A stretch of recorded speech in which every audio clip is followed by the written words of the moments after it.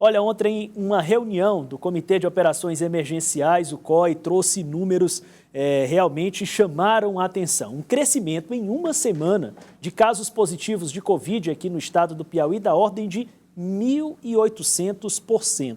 Outros números foram apresentados na reunião relacionados a internações e que colocaram, claro, em estado de atenção as autoridades e a necessidade de uma resposta da população quanto ao que as autoridades colocam, especialmente o reforço, tomar o reforço da vacina para a Covid-19. Deixa eu falar com a repórter Gorete Santos, que nos traz mais informações. Gorete, além desse crescimento exponencial de 1.800% nos casos positivos, o que mais foi colocado aí na reunião do COI e as providências nesse momento? Boa tarde novamente. Boa tarde, Tiago, a você e a todos. Ora, várias taxas foram avaliadas em relação a esse crescimento da Covid-19 aqui no estado do Piauí.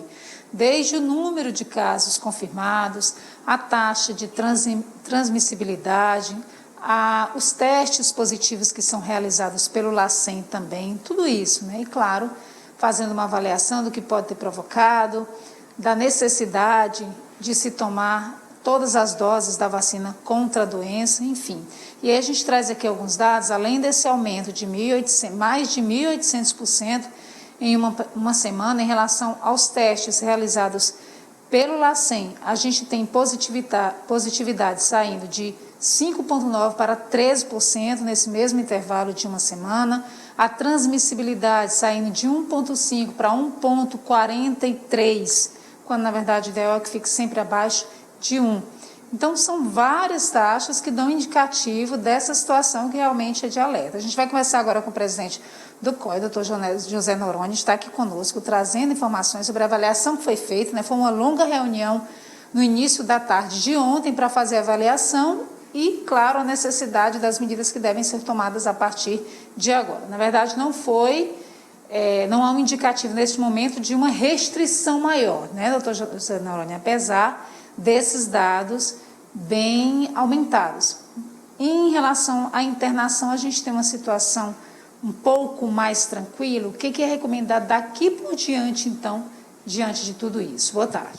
Boa tarde, Gorete. Boa tarde, Thiago. Boa tarde a todos. Então, o que acontece? A gente está num cenário de risco moderado, que a gente chama. Só que esse cenário a gente vem prevendo. Infelizmente, quando a gente fala de saúde pública, a gente não pode reagir, a gente não pode esperar acontecer para tomar uma decisão, a gente tem que tomar essa decisão antes. Então, nessa fase que nós estamos, o que acontece? Não adianta só observar o crescimento da semana, que foi esse 1.800%. Eu tenho que olhar o aumento de notificações de síndromes gripais, independente de ser Covid ou não, e tenho que olhar a taxa de positividade no LACEN. Porque essa notificação Covid que chega esse aumento de 1.800%, esse caso já está fechado. Então, eu já sei que a pessoa ou ela teve alta ou ela faleceu. Mas nós temos que ser mais precoces do que isso. O que foi que aconteceu? O CDC, ele diz que nós estamos com um risco moderado, com uma positividade acima de 10% do RT-PCR. Nós voltamos atrás e recomendamos, a nível do Estado, o uso obrigatório de máscara em ambientes fechados, quando nós estávamos em 4,9%. Foi de 4,9% para 5,9% e agora nós estamos em 13% em risco moderado. Nessa fase, é muito importante a população aderir a essas medidas que estão sendo oferecidas, porque nós estamos fazendo isso justamente para não fechar nenhum segmento econômico. Ninguém quer impedir nenhum segmento econômico de funcionar, mas isso vai acontecer ou não, independentemente pela evolução da doença. O que a gente quer é impedir que isso evolua. Como que a gente consegue fazendo isso?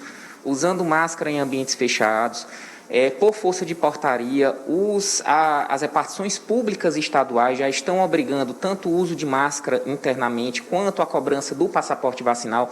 Você vai fazer seu evento, cobre o passaporte vacinal atualizado, mas cobre mesmo, verifique se a pessoa está vacinada. Nós temos uma adesão satisfatória à primeira dose de reforço, de por volta de 75%, mas a nossa adesão à segunda dose de reforço, agora que está em 15%. Se eu tenho um idoso que não vacinou, ele já tem mais de 4 meses de vacinação, não é suficiente para proteger ele de forma grave. E hoje, o Natan Portela, como referência de leitos de UTI na região Entre Rios, está com 80% de ocupação em sua unidade Covid. As pessoas estão adoecendo. Nós não temos demanda por leitos de enfermaria, nós temos demanda por leitos de UTI. Então, a população precisa se vacinar. As unidades básicas de saúde estão oferecendo testagem e vacinação. Você tem sintomas gripais, compareça à unidade para realizar um teste. Você já está na época, já tem 4 meses da sua primeira dose de reforço, compareça para receber a segunda dose de reforço. Só assim a gente vai impedir a evolução dessa doença. Há um bom estoque no Estado para essa distribuição, doutor Noronha, de testes, né, para todos os municípios? Há um bom estoque no Estado para essa distribuição de testes, inclusive isso tem sido tema das nossas reuniões do COE estadual nas últimas 2 reuniões. Atualmente nós estamos aí com um estoque de mais de 390 mil testes que, conforme forem sendo consumidos, os municípios podem solicitar e a Secretaria de Saúde vai estar fazendo a liberação desses testes. O Tiago tem uma pergunta. Gorete, doutor, muito obrigado pela participação aqui no Jornal do Piauí. A gente quer saber no momento, porque houve uma desarticulação de leitos em cidades do interior do estado, em algumas regiões, e o senhor falando dessa demanda agora por leitos, especialmente de UTI, existe alguma região do estado que preocupa mais no momento? Como é que está essa mancha nos diversos territórios aqui do estado do Piauí? Tiago, nós temos algumas regiões específicas que têm uma notificação maior de casos. Nós tivemos, como foi a situação de Uruçuí, Teresina, pelo contingente populacional, e Parnaíba. Teresina hoje desempenha um impacto maior, mas também proporcionalmente pelo estado todo, se a gente for comparar. Esses leitos não foram desarticulados. Às vezes você fala desarticular, a pessoa pensa que foi desligado, foi desmontado. Não foi. Esses leitos existem e eles estão sendo utilizados como leitos de UTI convencional. Lembrar que, por conta da pandemia, a gente tem uma demanda muito maior de gente com AVC, de gente com diabetes descompensado, de gente com pneumonia grave, infecções graves, internando em leitos de UTI. Essa demanda não diminuiu. Então, o que a gente está fazendo? Isso a Secretaria de Saúde está fazendo como um todo. À medida que essa demanda de leitos está surgindo, leitos estão sendo reposicionados para atender apenas pacientes Covid nas macro-regiões do estado. Então, a gente não tem problema em relação a isso. Se de repente vier aumentar novamente essa gravidade, doutor José Noronha? Pronto, o que vai acontecer? O Piauí ele teve uma evolução muito grande em quantidade de leitos de UTI desde que a pandemia iniciou. O que mudou? Antes eram leitos Covid, hoje são leitos clínicos. Se houver necessidade, esses leitos serão reposicionados para atender pacientes Covid. O impacto que isso vai gerar vai ser na regulação de pacientes. Então, a gente vai ter um tempo maior de regulação para pacientes não Covid, a depender dessa demanda. Então, o recado na verdade, vacinação, né? Principalmente o uso das medidas de segurança. Doutor Noronha, eu quero inclusive perguntar em relação às escolas também, porque as pessoas ficam muito em dúvida em relação a essa conduta dentro das escolas. Ninguém quer mais fechar escolas, mas se fica, claro, com a preocupação diante de casos positivados. Né? As escolas, o principal, Gorete, isso foi excelente a sua pergunta. Ninguém quer fechar escolas, ninguém. Mas a gente não pode fechar os olhos para as escolas. Escolas, eu não estou falando aqui só escola, ensino fundamental e médio, não, estou falando universidade também. Então, a nota técnica número 2 da Secretaria de Saúde está sendo revisada, com a participação de profissionais da educação. Só que a gente pede que, primeiro ponto, instituições de ensino notifiquem os seus casos. Nós temos uma percentagem ínfima das instituições de ensino notificando os casos de pessoas doentes, sejam profissionais, sejam alunos. A gente não tem como tomar qualquer atitude se a gente não souber o que está acontecendo. Isso é nítido. Então, primeiro ponto, notifiquem os casos para a vigilância, tá certo? Segundo ponto, as pessoas têm que entender que o que o Ministério da Saúde libera? Você pode voltar ao ambiente com 5 dias? Pode, se você tiver um teste negativo e mantendo o uso de máscara e não compartilhando o refeitório. Então, não adianta ficar doente e voltar com 5 dias se não seguir as medidas estendidas de recomendação que o Ministério da Saúde recomenda. E isso, existe uma falha grave de entendimento contra essas medidas, tanto em recomendação médica, quanto nessas próprias recomendações de instituições de ensino.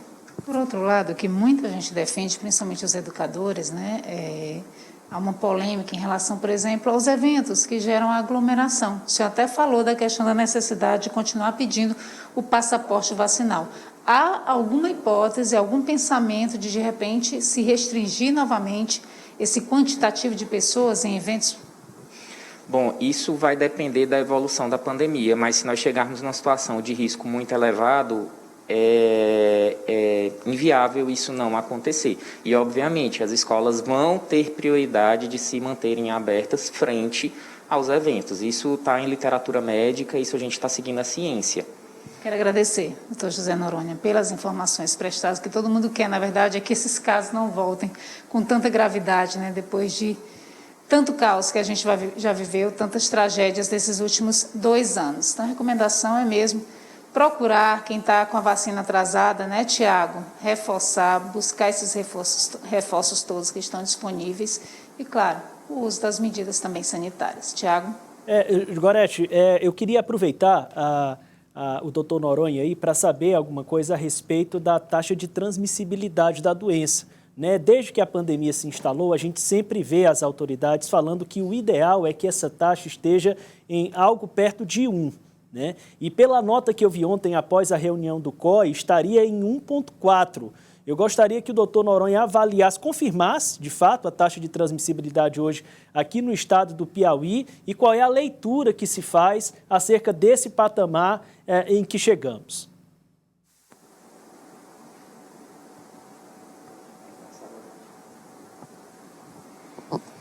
Bom, Tiago, em relação à taxa de transmissibilidade, o que acontece? Esse número ele muda a depender das medidas que nós tomamos para controlar o vírus.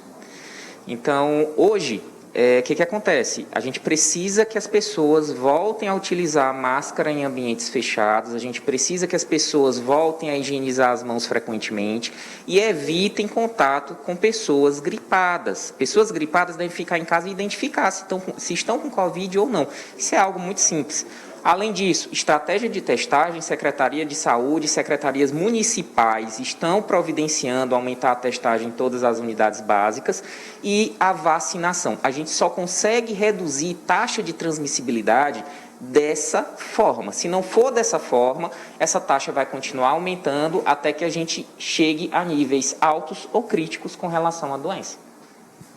Agora sim, obrigada, viu, doutor José Noronha, pela participação aqui no Jornal do Piauí. Tiago.